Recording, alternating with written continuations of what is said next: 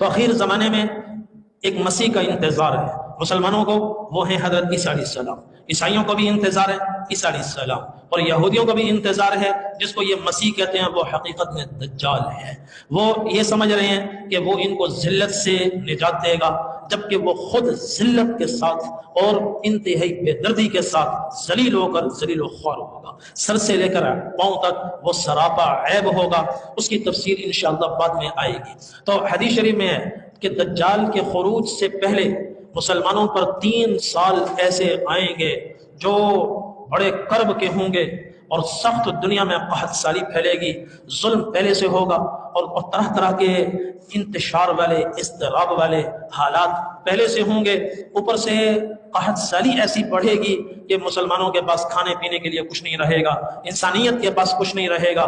3 سال بڑے کرب کے آئیں گے۔ وہ کیسا سال ہوگا؟ ان 3 سالوں میں پہلا سال کیسا ہوگا؟ سنتن تمسک السماء ثلث قطرها والارض ثلث نباتها۔ پہلا سال ایسا ہوگا آسمان سے پوری روئے زمین پر جتنی سالانہ بارش آتی ہے، جتنی آتی ہے 2/3 بارش آئے گی، 1/3 بارش رک جائے گی، اور سالانہ پوری روئے زمین سے جتنی گندم نکلتی ہے، اجناس نکلتی ہیں، وہ 2/3 نکلے گی، 1/3 زمین کے اندر دب جائے گی، زمین اس کو روک لے گی۔ پہلا سال ایسا ہوگا کہ آسمان اپنی 1/3 بارش روک لے گا، زمین اپنی 1/3 نباتات کم ہو جائے گی۔ تو گویا دنیا میں اوسطاً 3 وقت کھانے والے، 24 گھنٹے میں 3 روٹی کھانے والے، وہ 2 روٹیوں پر آ جائیں گے، 1 روٹی ان کو نہیں ملے گی اوسطاً۔ دوسرا سال آئے گا، وہ اس سے زیادہ سخت ہوگا۔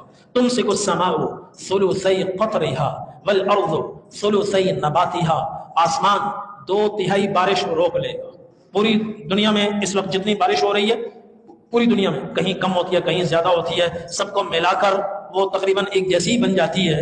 تو پوری دنیا میں جتنی بارش ہوتی ہے، آسمان 2/3 بارش اپنے پاس روک لے گا، صرف اس میں سے 1/3 بارش دنیا میں برسے گی، اور زمین سے صرف 1/3 نباتات نکلے گی، 2/3 نباتات زمین کے اندر رہ جائیں گی، زمین وہ نہیں دے گی۔ یہ دوسرا سال ہوگا۔ تو گویا اوسطاً پوری دنیا کو 1 روٹی ملے گی اور 2 روٹیاں ان کو نہیں مل سکیں گی۔ تو دوسرا سال پہلے سے سخت ہوگا۔ تیسرا سال آئے گا، تمسک السماء قطرها كله والارض نباتها كله۔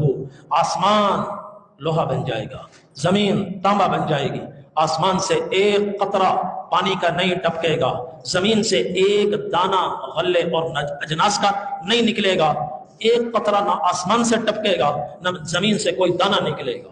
تو اس وقت ایسی قحط سالی پھیلے گی کہ پچھلا جو جمع شدہ غلہ ہوگا وہ ان 2 سالوں میں تقریباً ختم ہو چکا ہوگا۔ اوپر سے نئی پیداوار نہیں آ رہی، بارش نہیں آ رہی، تو بڑی سخت قحط سالی ہوگی۔ فلا يبقى ذات ظلس ولا ضرس من البہائم الا ہلاکا۔ جتنے جانور چوپائے ہوں گے وہ تو فوراً ہی مر جائیں گے، اس لیے کہ جو بچا کھچا ہے وہ خود کھائیں کہ جانوروں کو کھلائیں۔ لوگ جانوروں پر اپنی ذات کو ترجیح دیں گے تو چوپائے سب مر جائیں گے، مویشی مر جائیں گے، اور جن کے پاس کچھ ذخیرہ بچا ہوا ہوگا، ذخیرہ اندوز لوگ، وہ کچھ جئیں گے، اور اہل اسلام پر بڑا مشکل وقت آئے گا۔ آپ نے فرمایا پھر اس کے بعد دجال بڑا خطرناک ایک فتنہ ہوگا۔ تو کچھ باتیں کر نبی کریم صلی اللہ علیہ وسلم گھر کے باہر تشریف لے گئے۔ حضرت اسماء بنت یزید رضی اللہ عنہا، مسند احمد کی روایت ہے، وہ نقل فرما رہی ہے۔ حضرت اسماء دل گرفتہ، پریشان، ان سوچوں میں گم، کیا حال ہوگا، کیا ہوگا ہمارے بچوں کا، کیا حال ہوگا، سوچوں میں تھی کہ تھوڑی دیر میں نبی کریم صلی اللہ علیہ وسلم تشریف لائے۔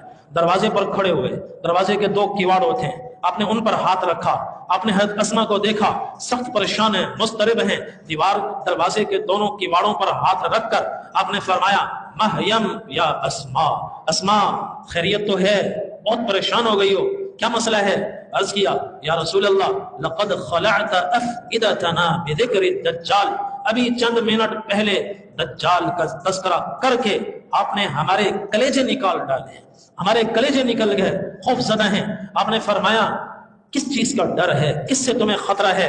عرض کیا یا رسول اللہ انا نعجن ونخبز قبل ان نخبزه، یا رسول اللہ ہم آٹا گوندتی ہیں اور ابھی روٹی نہیں پکتی، اس بیچ میں بھوک ایسی سر اٹھاتی ہے کہ ہمارے لیے صبر کرنا مشکل ہو جاتا ہے۔ بھوک، آدمی کو بھوک لگی ہوئی ہو برداشت ہوتی ہے، لیکن آٹا جب گوندھ جائے، آگ جل جائے، تو اس بیچ میں بھوک سر اٹھاتی ہے، وہ ناقابل برداشت ہوتی ہے۔ تو ہم اتنے وقفے کی بھوک کو برداشت نہیں کر سکتے۔ یا رسول اللہ، اس زمانے میں ہمارا کیا حال ہوگا؟ کہاں سے کھائیں گے، کہاں سے پیئیں گے؟ آپ نے فرمایا گھبراؤ نہیں، گھبراؤ نہیں، یجزئہم ما یجزئ اہل السماء والارض۔ آسمان کے فرشتے کیا کھاتے ہیں، کیا پیتے ہیں، کیسے زندہ ہیں؟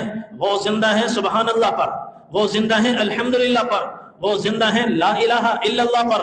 ان کی غذا یہ ہے، ان کا رزق سبحان اللہ الحمدللہ لا الہ الا اللہ۔ اس زمانے میں تمہارا رزق بھی یہی ہوگا، سبحان اللہ کہہ کر مسلمانوں کا پیٹ بھرے گا، لا الہ الا اللہ کہہ کر مسلمانوں کا پیٹ بھرے گا، الحمدللہ کہہ کر مسلمان زندہ رہیں گے۔ پر آپ نے فرمایا گھبراؤ نہیں، ان یخرج وانا حج فانا حجیجہ دونکم۔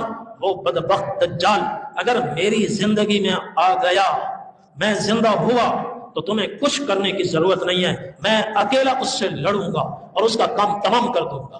وَإِلَّا فَاللَّهُ خَلِيفَتِي عَلَى كُلِّ مسلم۔ اور اگر میرے دنیا سے جانے کے بعد دجال آیا تو ہر آدمی اپنا دفاع خود کرے گا، مگر خود کو تنہا نہ سمجھے، اللہ ہوگا، اللہ ہوگا، اللہ اس کے ساتھ ہوگا، اللہ اس کے ساتھ ہوگا۔ جو سورہ کہف کی ابتدائی آیات پڑھے گا اور انتہائی آیات پڑھے گا تو وہ کبھی بھی دجال کے حملے کا شکار نہیں ہوگا اور دجال کے چنگل میں نہیں